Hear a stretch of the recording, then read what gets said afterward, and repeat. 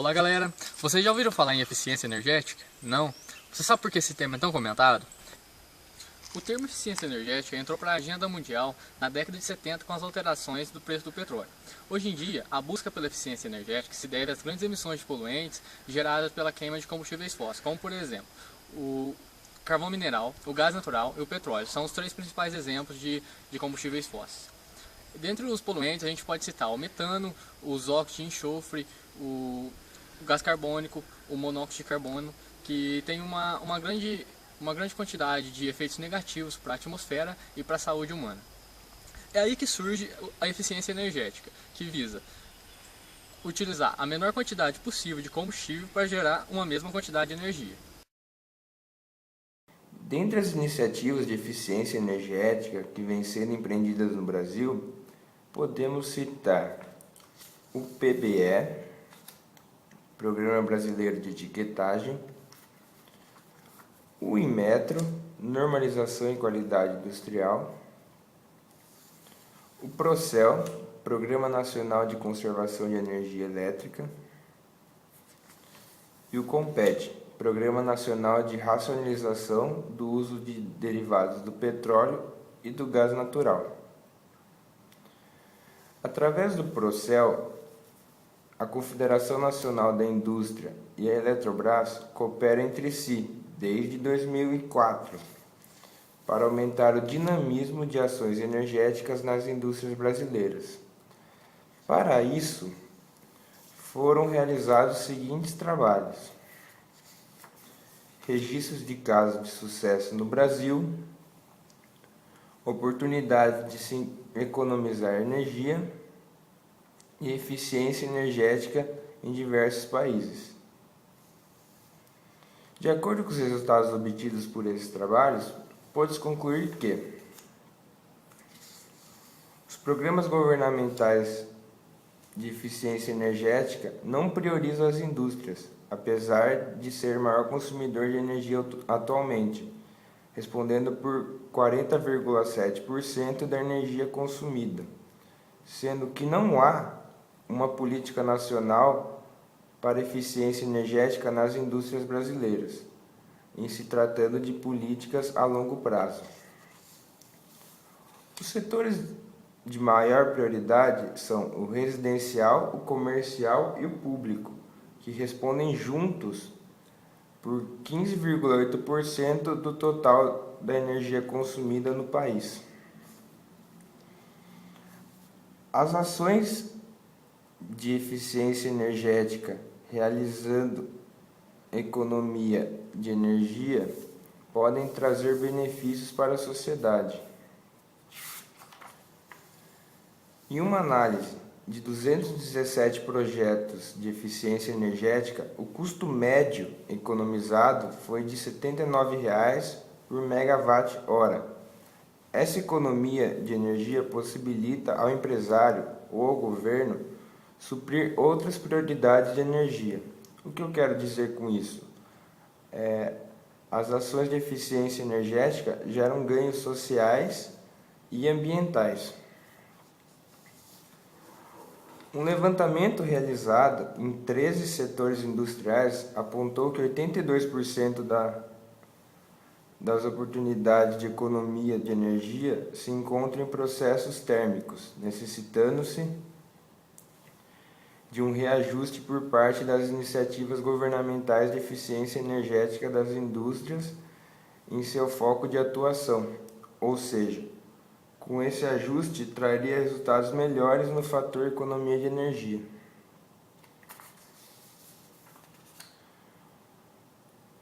O governo de países concorrentes do Brasil apoia setores industriais com consumo intenso de energia, através de projetos de eficiência energética.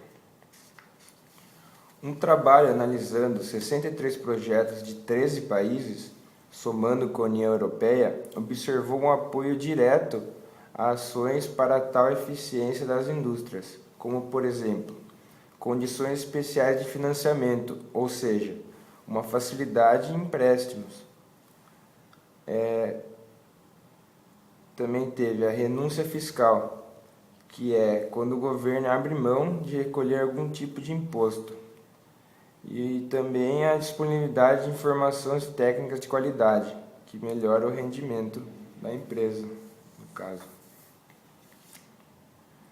No Brasil, as iniciativas nacionais para a eficiência energética nas indústrias ainda estão muito recatadas.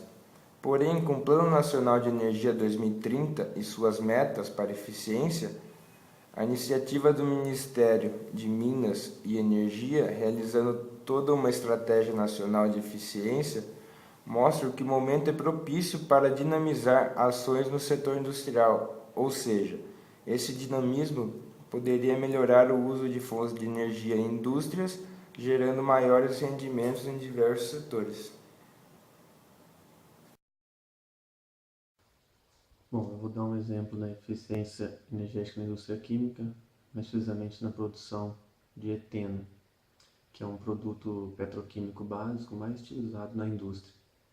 Ele pode ser utilizado desde a produção de analgésicos, para amadurecimento de frutas, na produção de plástico, na produção no processo de obtenção de álcool. Primeiramente, ocorre a destilação fracionada do petróleo, onde é retirado seus produtos como GLP, gasolina, nafta, etano, diesel, entre outros.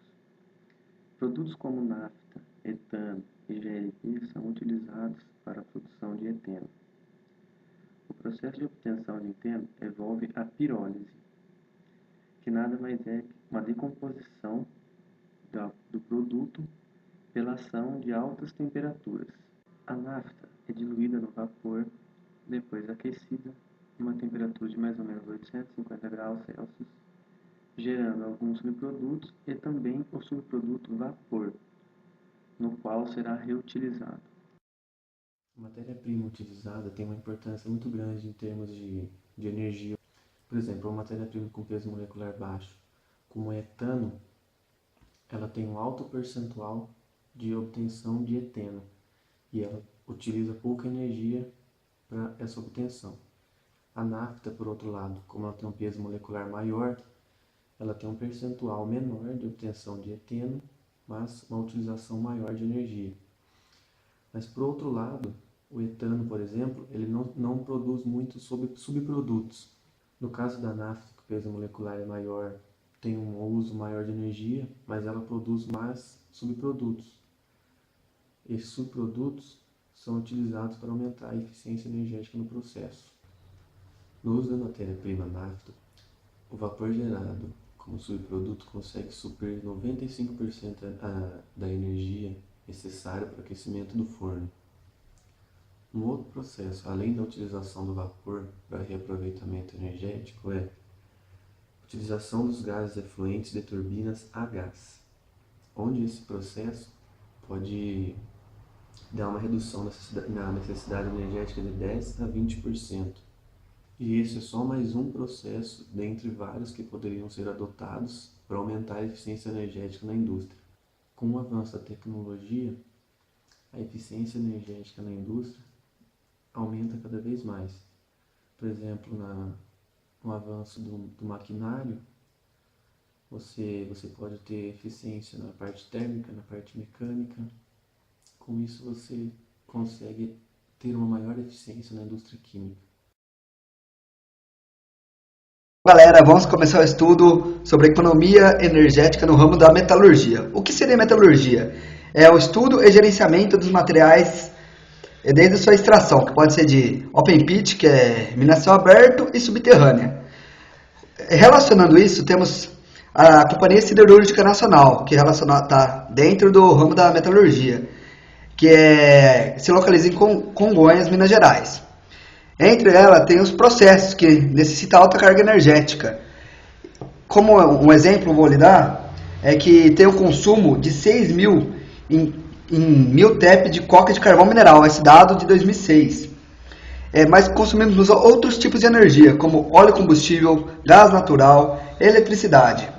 Porém, temos também a autoprodução. Dados de 2007, como temos aqui, 146,1 MW são gerados a partir das hidrelétricas. e 707,1 megawatts são gerados nas termoelétricas. O maior consumo de energia veio do estado de Minas Gerais, como representado aqui no desenho.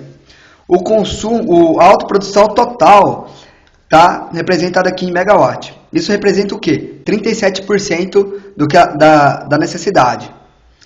Porém, os outros 63% não são produzidos dentro dessas siderúrgicas. Bom, os processos. Temos britagem, tem um monte de processo para ocorrer beneficiamento mineral. Com isso, ocorreram grandes estudos, com isso avança a tecnologia. E aí vou citar outros exemplos de economia energética, como a tecnologia aumenta no decorrer dos anos. Em 2004, a economia energética pode ser de 9% a 18%, isso em 2004. Logo em 2005, poderia ter uma economia energética de 21%. Exemplos temos o Canadá, que utiliza do forno elétrico, tem uma economia de 25% a 30%. Aí temos outra tecnologia que tem como função uma injeção de carvão no forno, substituindo o coque. Essa economia pode gerar o quê? Um avanço de 5% em 2015, 7% em 2030 e 10% em 2050, galera. Temos também, já sendo usado na Alemanha e no Japão, injeção de resíduos plásticos no forno, que fornece o quê? 50% já de economia energética em 2015, 75% em 2030 e 90% em 2050. Outros exemplos de processo é o Corex, Finex e Rio-Melt, como vocês podem ver no resumo. O Brasil pode ter uma economia energética de 8% a 30%, muito interessante. Só de substituição de equipamento, a economia poderia ser de 4,8% em 2006. Por fim, 81,1% da economia ocorre com aquecimento direto. Agora vamos ter os dados aqui, dos processos, produto, economia energética. Aqui, potencial de conservação de energia no Brasil. Temos aqui os produtos formados, os processos aqui, forno, caldeiras, motores, forno a arco. E não não está errado, gente. Aqui um gráfico demonstrando o consumo mínimo e o potencial técnico. Esse potencial técnico representa o que poderia economizar. Olha isso, galera. A diferença. Enfim, vamos com outro gráfico. Que é o potencial técnico de conservação e consumo mínimo. É o que ocorre e tal. Olha a diferença que poderia ter com o avanço de tecnologia. Bom, isso é tudo, galera. Valeu. A Petrobras se prepara para uma nova etapa em sua história. A construção do Complexo Petroquímico do Rio de Janeiro. O Comperj terá como objetivo estratégico reduzir as importações de nafta e proporcionar bases competitivas internacionais para o crescimento da indústria petroquímica brasileira. Localizado no município de Itaboraí, no leste fluminense, o Comperj ocupará uma área de 45 milhões de metros quadrados e será o maior investimento individual de toda a história da Petrobras, mais de 8 bilhões de dólares. Para se ter uma ideia, este valor seria suficiente para a construção de 3 refinarias semelhantes à Reduc, ou ainda para a implantação de 7 projetos de grande porte para o desenvolvimento da produção de petróleo da Bacia de Campos, no litoral norte do Rio de Janeiro. O complexo petroquímico será capaz de reunir em um mesmo projeto de maneira integrada refinaria, central petroquímica e empresas produtoras de resinas termoplásticas, além de uma central de utilidades para geração de energia elétrica e vapor e para tratamento de água e efluentes. Os projetos de engenharia básica de todas as unidades de processo, bem como dos offsites, utilidades e extramuros, já estão sendo desenvolvidos. O início da terraplanagem está previsto para o primeiro semestre de 2008. E o começo da construção e montagem do complexo está previsto para o primeiro semestre de 2009.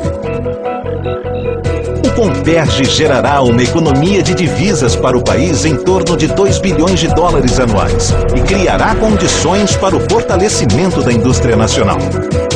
A indústria petroquímica produz insumos para todo tipo de produtos plásticos, desde embalagens até componentes automobilísticos. A petroquímica é, portanto, a base para diversos setores da economia. E em todo o mundo, esta é uma área em constante expansão. No Brasil, o consumo de resinas termoplásticas por habitante alcançou a marca de 27 quilos em 2006, com previsão de aumento para 53 quilos até 2020. O problema é que a indústria petroquímica requer grandes quantidades de nafta ou de gás natural. Duas matérias-primas que o Brasil não produz em quantidade suficiente para abastecer seu mercado. A solução até então era a importação de nafta, ou mesmo a importação de produtos petroquímicos acabados. Como o petróleo extraído da Bacia de Campos, por ser pesado, é pouco valorizado no mercado internacional, constitui-se uma equação desfavorável ao país. Em uma via, nosso petróleo exportado com deságio. E em via contrária, nafta e derivados petroquímicos importados a altos preços, gerando um saldo negativo em nossa balança comercial. Como solucionar este problema? De que maneira poderíamos eliminar nossa dependência de matéria-prima? E de que maneira poderíamos agregar valor ao nosso petróleo? Esse era o desafio para os técnicos do CENPES, o Centro de Pesquisas da Petrobras. O Complexo Petroquímico do Rio de Janeiro surge com a marca da excelência tecnológica e do pioneirismo. Anos de estudo levaram o CENPES a desenvolver uma tecnologia única no mundo, o FCC Petroquímico, que significa uma mudança na maneira de se produzir petroquímicos básicos no país. Trata-se de um novo modelo de unidade de craqueamento catalítico fluido, o FCC, que nas refinarias convencionais é utilizado para a produção de gasolina, diesel e outros derivados de petróleo. O FCC petroquímico permite a produção de insumos petroquímicos básicos a partir do petróleo pesado abundante no país. Essa nova tecnologia elimina a dependência de matéria-prima importada para nossa indústria petroquímica e dá ao petróleo da Bacia de Campos uma valorização antes impensável. Em lugar da produção de derivados combustíveis, o novo complexo produzirá produtos petroquímicos, que têm um valor comercial mais alto. O FCC Petroquímico é o coração do Comperj. É a partir dele que se faz possível esse novo desafio. A Petrobras, mais uma vez, se mostra na vanguarda mundial da pesquisa de novos processos de produção e manipulação de petróleo. O CENPES, a exemplo do projeto de Águas Profundas, desenvolve para o país a tecnologia necessária para seu crescimento. Isso não é pouca coisa. A previsão é de que o Comperj processe 150 mil barris de petróleo por dia e produza ao ano cerca de 1.300.000 toneladas de eteno, 880 mil toneladas de propeno, 700 mil toneladas de paraxileno, 600 mil toneladas de benzeno e 157 mil toneladas de butadieno. Mas não é tudo. O Comperj não se limitará ao refino e à produção de petroquímicos básicos. No complexo integrado serão produzidos também produtos de segunda geração. São resinas termoplásticas de maior valor agregado que abastecem a indústria de bens de consumo para a produção de manufaturas, tais como garrafas PET, embalagens diversas para as indústrias alimentícia e farmacêutica e peças para as indústrias montadoras de automóveis e eletrodomésticos. Este processo se dará em um conjunto de unidades de segunda geração, as UPAs, Unidades Petroquímicas Associadas, e a previsão é de que se tenha produções de estireno, etileno glicol, polietilenos, polipropileno e PTA-PET. Estima-se que 30% desta produção seja destinada à exportação, o que ajudará a sustentar a rentabilidade econômica do projeto. Bom pessoal, então essa foi a nossa videoaula sobre eficiência energética. Eu espero que todos tenham entendido a importância da eficiência energética nas nossas vidas e para as gerações futuras. Eu espero vocês na nossa próxima videoaula.